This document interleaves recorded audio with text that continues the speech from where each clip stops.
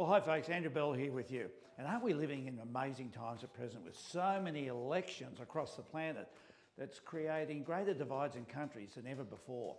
And of course, they are so significant as they're changing the direction many countries are heading in. Here in Australia, we have got our Queensland election, state election coming up next month, and we're already in the start to the lead up to the federal election due by May of next year at the very latest, and many predicting to be earlier than that, probably March. At a time of great instability, we've got greater rumblings than ever. So the focus over the last week was of course on interest rates. We know they play a pivotal role in the economy, and the latest report on the economy is if it had not been for the federal government spending, we'd actually be in recession, which is why there is such a compelling argument for there to be an interest rate drop. Yet, the Reserve Bank remains focused on inflation. And Ms Bullock, the Reserve Bank Governor, said she remained concerned about the breadth of the inflationary pressures and warned that the progress on reducing inflation had slowed. The reality is that Australia has the highest level of inflation in the Western world. What we know is that we're trending down, but not nearly as fast as needed. And the Reserve Bank has made it clear that they're going to hold the line on higher interest rates until inflation is down, most probably between the midway mark between the 2 and 3%, which is the range they shoot for. Lots of speculation about when that will occur, and of course last week we also saw the latest inflation figures, which came in at 2.7%.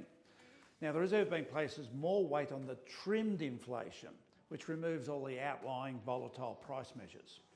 Now trimmed inflation also trickled down this month in the annual terms from 3.8 to 3.4. And part of the reason for the headline inflation dropping was there was a lot of government subsidies on electricity, which was starting to wash through the economy.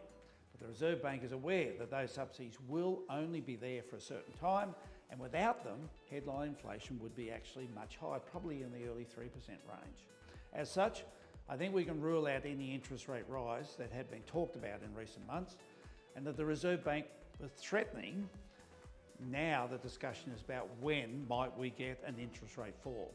Consensus amongst leading economists is that there is an outside chance of one interest rate drop before Christmas, but that's a small number who believe that now the reality is that the interest rate drop won't be till next year, with maybe 4 drops of 0.25% over the course of 2025. That's one every quarter, starting around February or March. Now, take note that generally there is never an interest rate movement during a federal election campaign.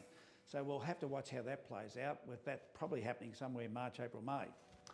Now, an interesting report out on the real estate market showed that profits from home sales nationwide are climbing to a record high of 285,000 on average. That was a report out in the June quarter. And that was buoyed by broad lifting of prices, which saw prices hit fresh peaks each month since November last year. Now that's according to CoreLogic. No surprise, after 4 years of incredible price growth, the 94.5% of sales saw profits at their highest levels in more than a decade. Now houses on average saw their best ever profits of 340,000 and apartments 185. But of course that's because houses are of a higher value than units, and so price growth is somewhat proportionate. Now we all know that the market goes in cycles. In fact, the economy, which drives markets, goes in cycles as well. And so that cycle pretty much is a number of years of price growth, followed by a period of price correction, followed by a period of somewhat flat lining before the cycle starts again. It's why many who are familiar with the real estate cycles are choosing now to sell their properties to lock in all of the price gains that have been made over the past 4 years. It's made so many Australians mighty wealthy, but it's also on paper. It's not until you sell the property that you actually realise the financial benefits. We're also seeing some people having, well, perhaps being forced to sell because of the heavy toll of high interest rates and what that's affected their personal finances.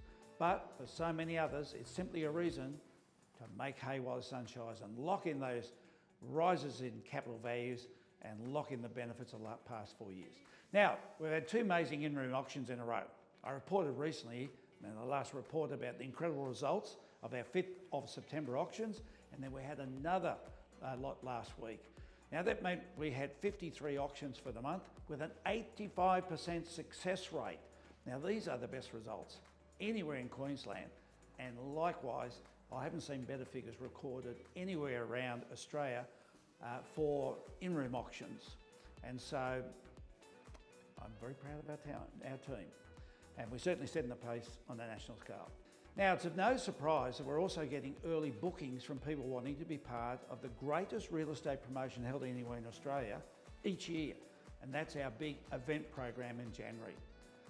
Now, take note that there are limited numbers that we can accept to be part of this program, so early bookings are essential, and I've got details on screen now so you know how to get the information about the event. Well, with only 12 weeks to go into Christmas and 9 weeks until the beginning of December, it reminds us that we're on the slippery slide that goes so fast to close out the year. As we break into the new year and get through our summer holiday season of January, there'll only be a couple of weeks left before we're getting into the election. It'll be a fascinating but turbulent year ahead, and undoubtedly it's why so many of our sellers are choosing to capitalise on the current market and indeed our January event to lock in those huge capital gains I talked about a little while ago.